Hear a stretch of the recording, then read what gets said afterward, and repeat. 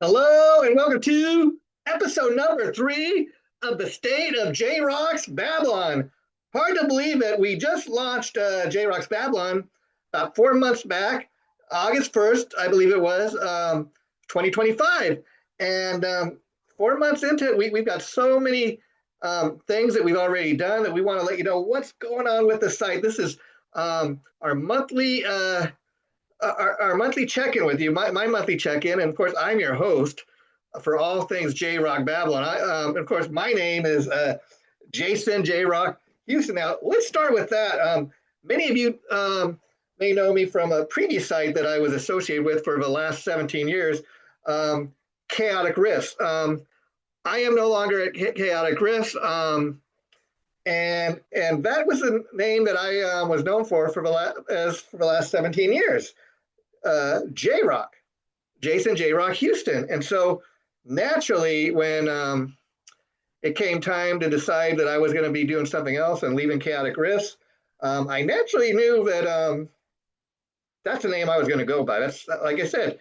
And the name is very important because it's what I've been known for the last 17 years.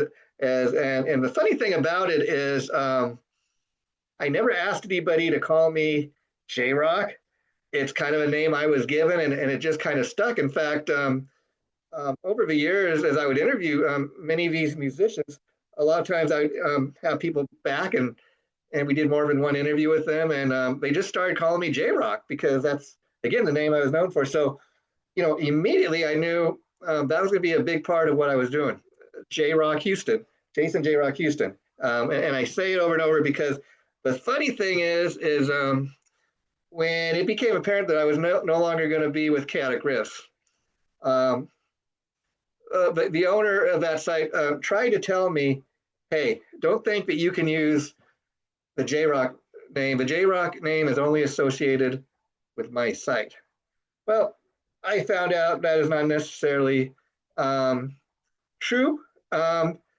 And so, in coming up with a name for the new YouTube channel, the new site that I'm doing, I wanted it to be a flashy name. I wanted people to know who they were talking about. So, again, JRock's Babylon. And for anybody who doesn't know that story, how he came up with the Babylon for the new site was I was, again, I know that I was going to be leaving Chaotic Riffs. I'd known for a couple of months that I had this plan because things are no longer working out there. So I've been kind of really thinking about a name for a long time. And so I knew I was going to use a JRock name.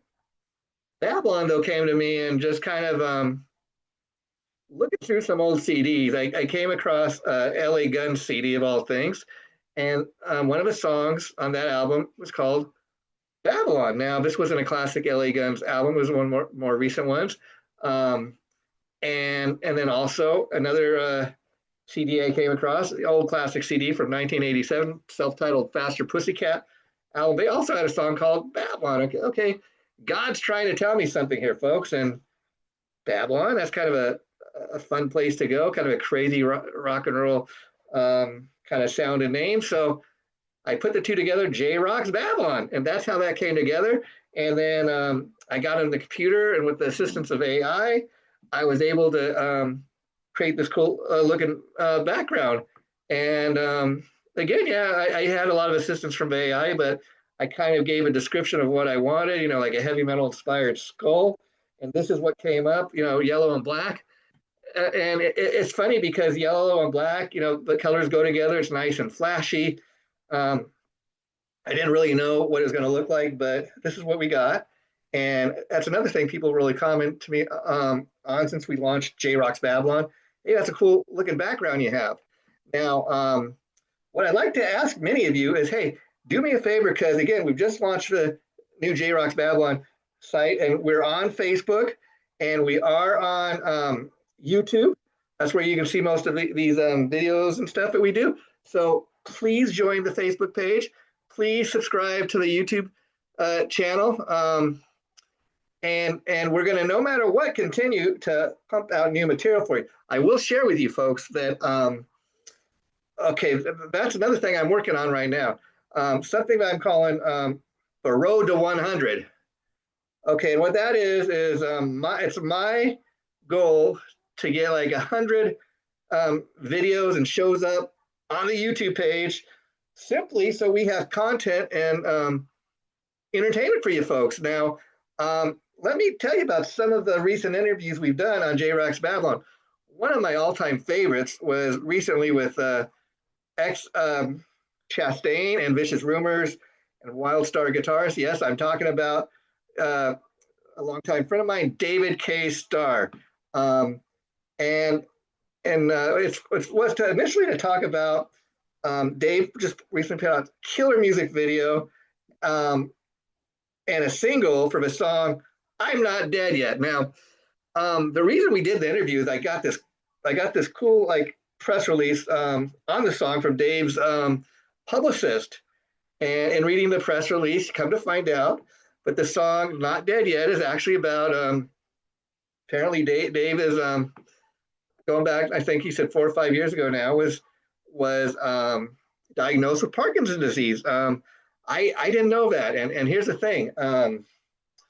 As you'll see in the interview I recently did with Dave, we talked about this stuff. He's very open about, but he told me, I said, "Oh, Dave, I wasn't aware you were dealing with this till I got the press release." He goes, "Yeah, that's kind of what the song is about." He said, "But you know what? I don't really, I didn't go public until now. I don't really talk about it with a lot of people. I'm kind of a private guy, and again, I urge you to check out his latest single music video for the song "Not Dead Yet." Killer track.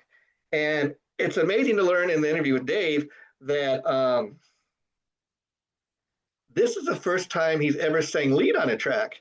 He does a killer job of singing lead just as much as he's a great guitar player. He's a killer lead vocalist on this track. And I think part of the reason is because the track is so personal stuff, dealing with being diagnosed with Parkinson's disease and, and how that's affected his life. And it affects his playing, but he still continues to put out new music. And as you'll see in the interview, Dave and I go way back as far as I've interviewed him many times over years. This is the first time I've interviewed him in years. It was great to kind of catch up with Dave and see how he's doing.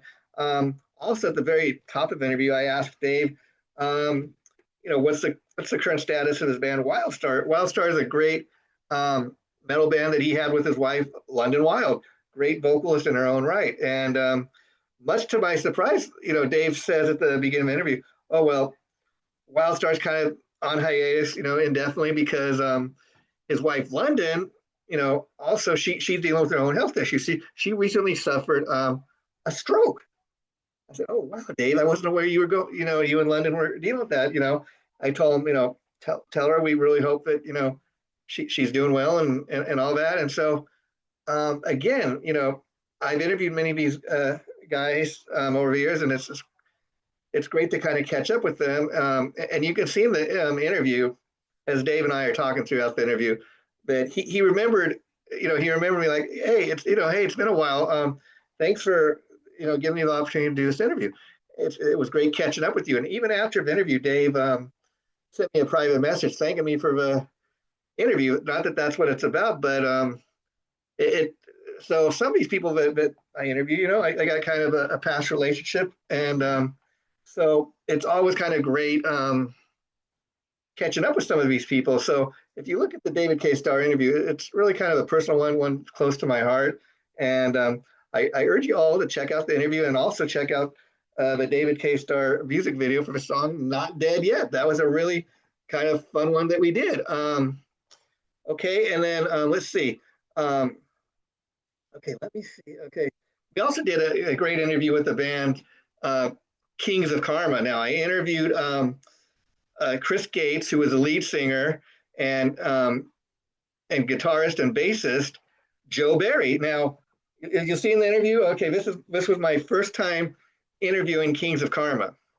Never interviewed these guys before, but that's what makes an interview like this so much fun, And how I go about setting up these interviews is every day I check my email and publicists and bands and musicians. They send me press releases, and that's kind of how I kind of decide if I want to interview somebody or not. I read the press release, and like I said, never interviewed this band, and so I went and checked out their music on YouTube.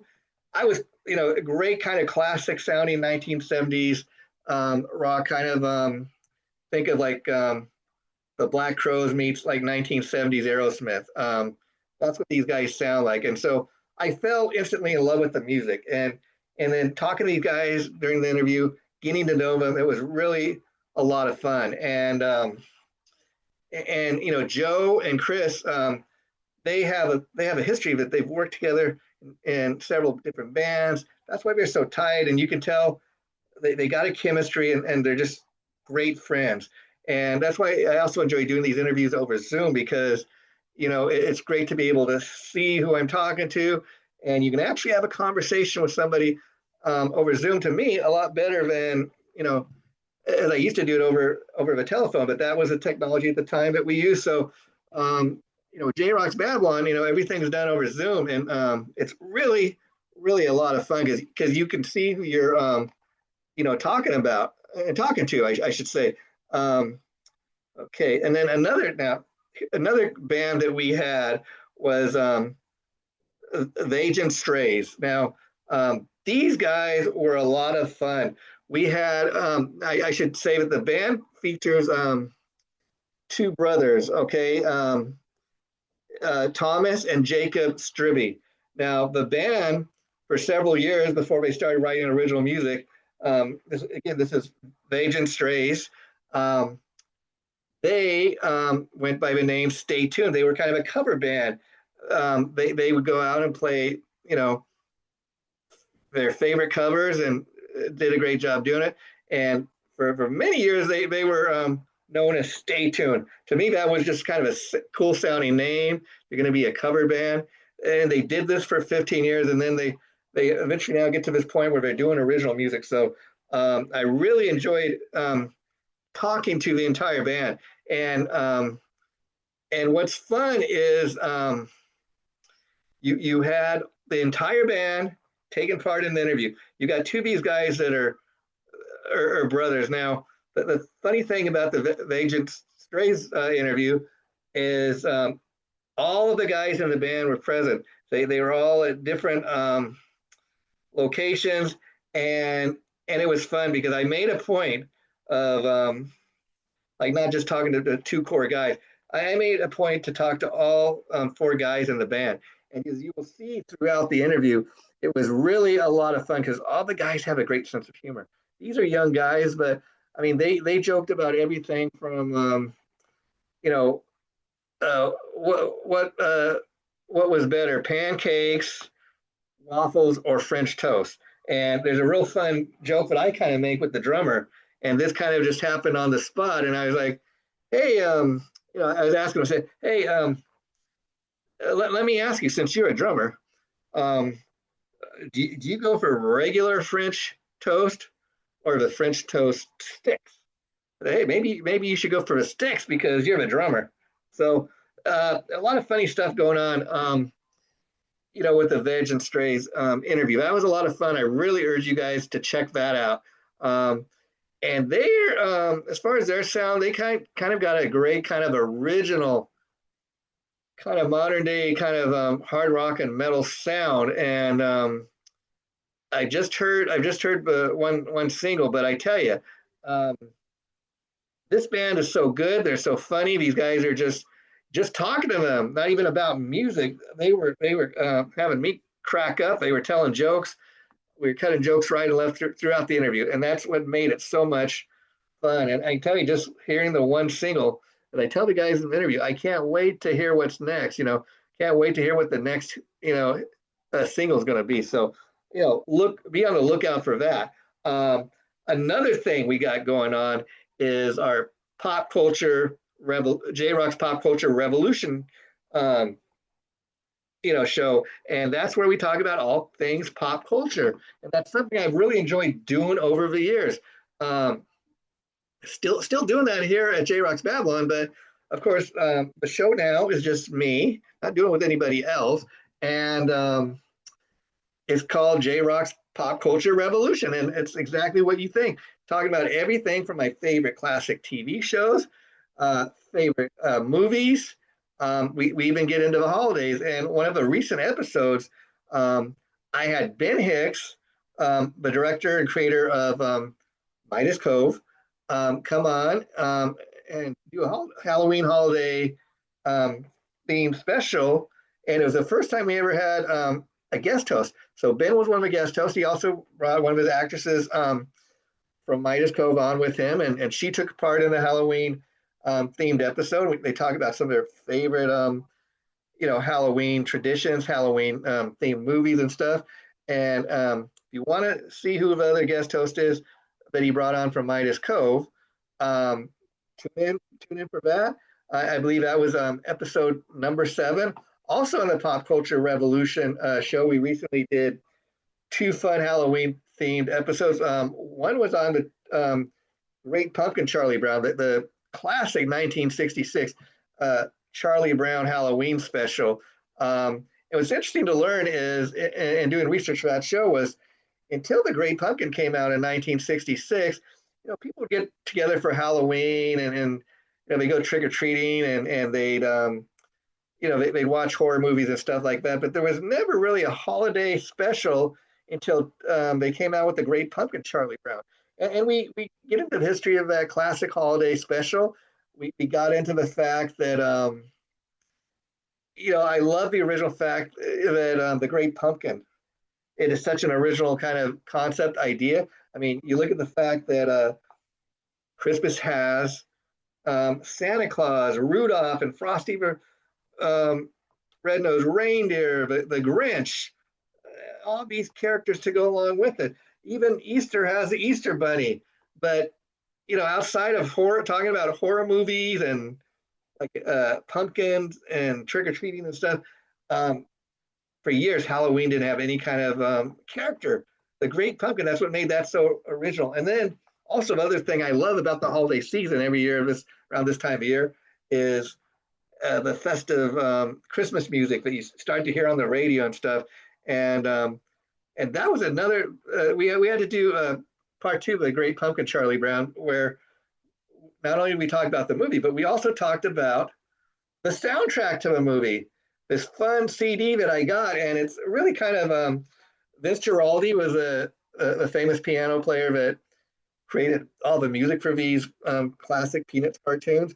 And for years, the soundtrack to the Great Pumpkin was not available commercially.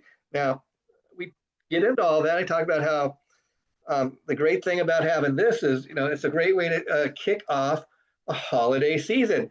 And we get into why it was not available for many, many years. And then once it became available, it actually hit the charts, if you can believe, on Billboard. And so watch episode number 8, which is the current episode we have for a Pop Culture Revolution show. Now, a few days from now, I will be doing episode 9, where we will be doing an episode on Beetlejuice. That, of course, I guess is the equivalent of Beetlejuice Part 2. Comes out 30 years after the original film. Came out in 2024. I was just watching it for the first time, because it's around Halloween time. I thought that's the perfect thing to put in the DVD player and watch. And so I'm going to be doing an episode in a couple days from now, giving you my,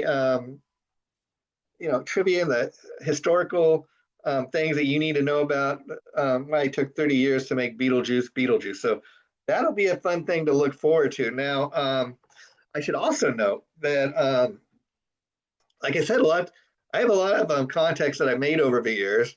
And so you'll often see me have a person back on the show, interview them more than once. And so recently, after launching JRock's Babylon, another guy I got a chance to interview for the first time in years was David Reese from Bangalore Choir. Now, David Reese, if you'll go back and you watch the interview I did with Dave from a few months back, we were talking about kind of a return of his band, Bangalore Choir. They just put out a great CD. And at the time I interviewed Dave, if you watch that interview, Dave's another one that I've known. I go way back with him. In fact, so far back that where David Reese and I initially hooked up, of all places, was on MySpace.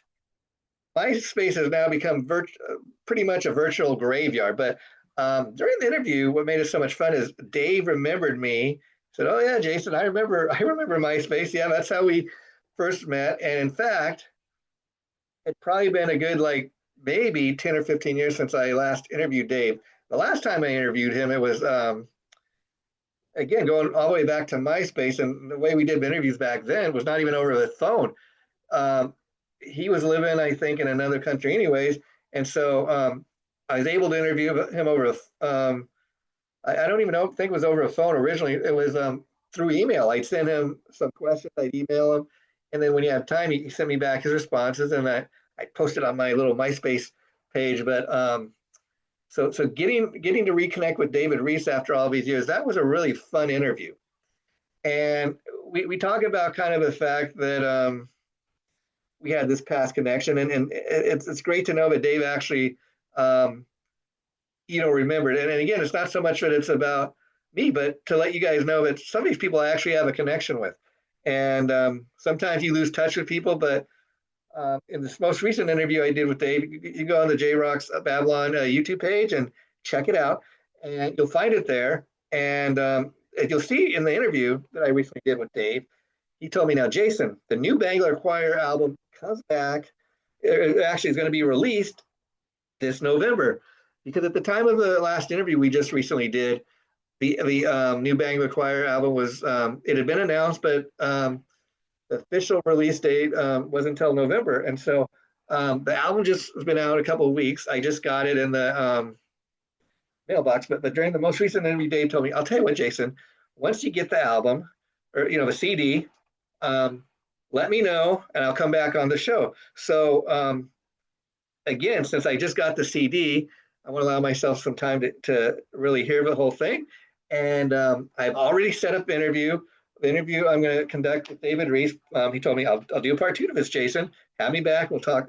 Once you get a chance to talk about the album, listen to the album, we're going to talk all about it. So Dave, I know, is a man of his word. So we've already set up the interview, and it's set to happen on November 22nd, and it will be going up the same day. So folks, be on the lookout for that. Another guy I interviewed earlier, right as we were launching JRock Babylon, was Steve Gordon Mia. He is this great instrumental guitarist.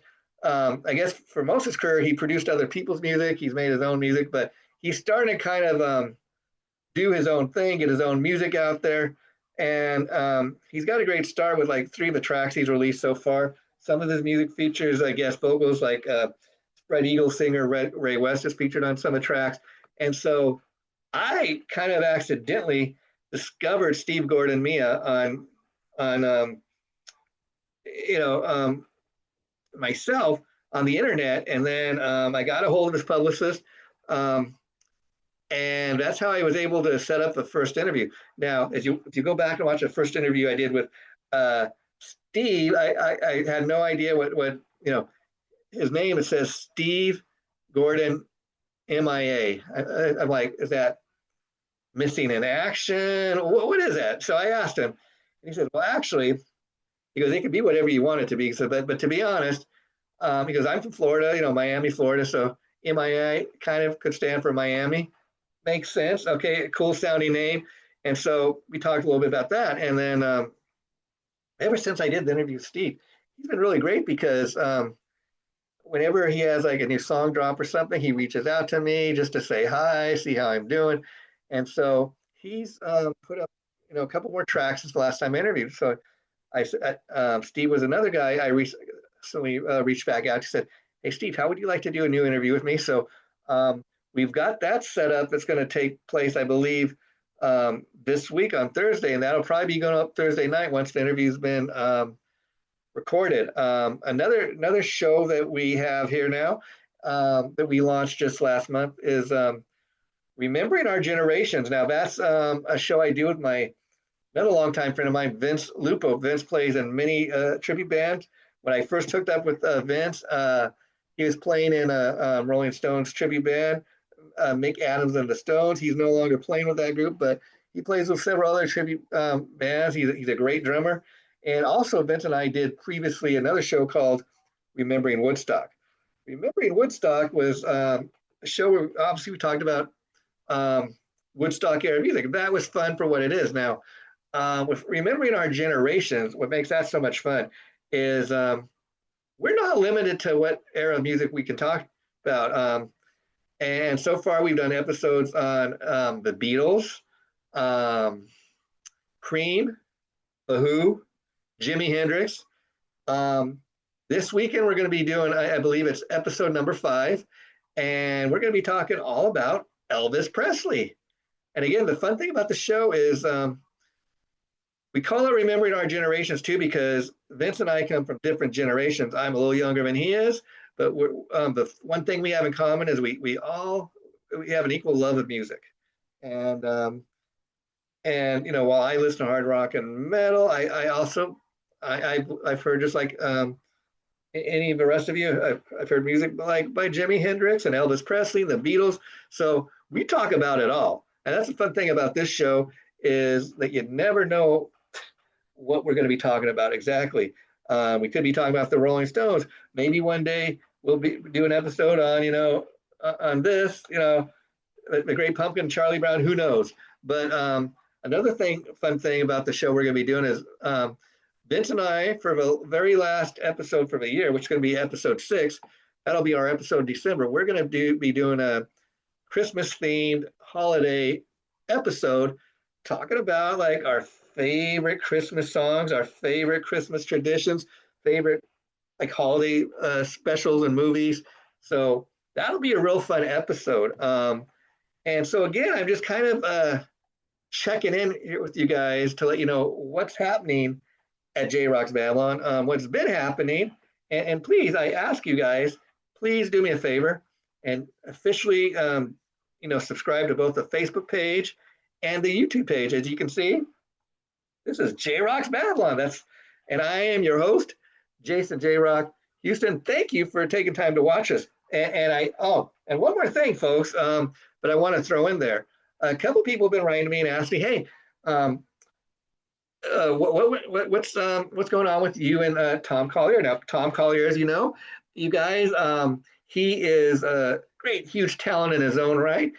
He's a frontman and founding member of a New York-based band, Held Hostage. Tom is also, him and I previously co-hosted the This Is Metal show. And again, as I told you, I'm no longer associated with the Guitarist site.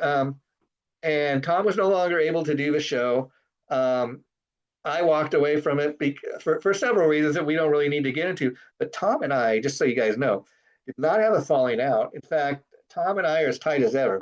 I really had so much fun doing the show with Tom, and some of my fondest memories are doing those episodes of the This Is Metal show with Tom. In fact, so much that another thing I urge you guys to check out on the YouTube page for JRock's Babylon, I did a little special that I dedicated to Tom and his label Firerock Music Group, kind of celebrating the friendship and the history Tom and I had. And so, we're no longer doing the This Is Metal show, but we're still great friends, and we got other things planned that we're going to be doing together in the future. One of those things is already kind of launched. Now, just this past weekend, it just went up today. Tom and I did an episode of his show, Firerock Talk. And you can find that on the Firerock Music Group YouTube page. And what it is Tom kind of does a show similar, to what we're doing, but it's very different because it's Tom's show. It's called Firerock Talk. And the fun thing about it is it's not a thing that him and I do together all the time. In fact, the fun thing about Firerock Talk is Tom features, a different co-host, for every episode he does. I've done so far 3 of the episodes. The latest one was with Foghat Singer and guitarist Scott Holt. And the interview with Scott just went up today. So check that out. And again, it was a fun interview to do. And I should say, I want people to watch it and realize this is Tom's show, Firerock Talk. I was his guest host, and we're mentioning it here because if you watch the interview with Tom, I got this great JRock's Babylon backdrop as I'm guest hosting the show with Tom, just so people kind of know where I'm from. And Tom does most of the interviewing, but we go back and forth, and it was really great because I feel like we really had an equal amount of time to ask Scott Holt some questions, and it was a real fun interview. So check that out, folks. Just thought I'd add that. This has been JRock's Babylon, episode number 3, the state of JRock. That's what this is. Take care. Bye for now.